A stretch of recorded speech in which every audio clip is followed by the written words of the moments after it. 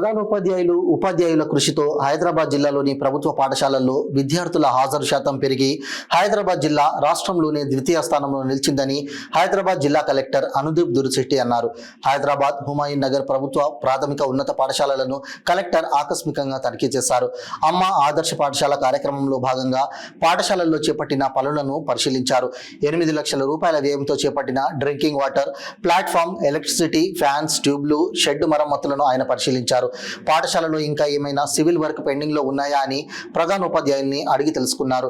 పాఠశాల ఆవరణలో ఎర్రటి మట్టితో గ్రీనరీ పెంచాలని సూచించారు. ప్రతి పాఠశాల తరగతి గది ఎదురుగా క్లాస్ రూమ్ కు సంబంధించిన నేమ్ ప్లేట్ అమర్చాలని సూచించారు.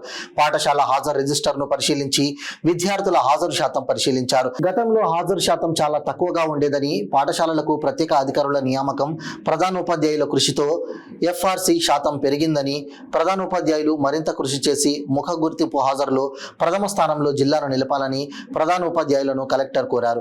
పాఠశాలకు సక్రమంగా హాజరు కాని విద్యార్థుల తల్లిదండ్రులకు ఫోన్ చేసి పిల్లలు వచ్చేలా చూడాలని అన్నారు. ఆధార్ కార్డు లేని విద్యార్థులకు వెంటనే ఆధార్ నమోదు చేయాలని తహసీల్దార్కు సూచించారు. అదేవిధంగా పాఠశాలలో ఉన్న స్క్రాప్ను వెంటనే తొలగించాలని ఆదేశించారు.